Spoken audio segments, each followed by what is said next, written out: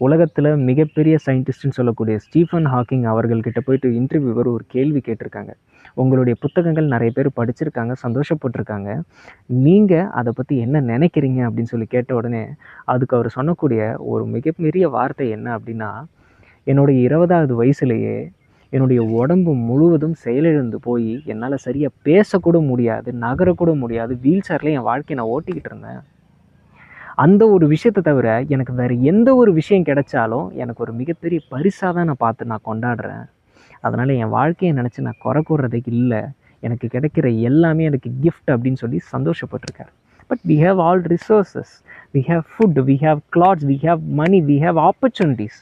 But அது எதுவுமே பயன்படுத்தாமல் each and every single day நம்ம பக்கத்தில் இருக்கவங்களையும் இந்த உலகத்தையும் குறை சொல்லியே நம்ம வாழ்க்கையை வாழ்ந்துட்டுருக்கோம்.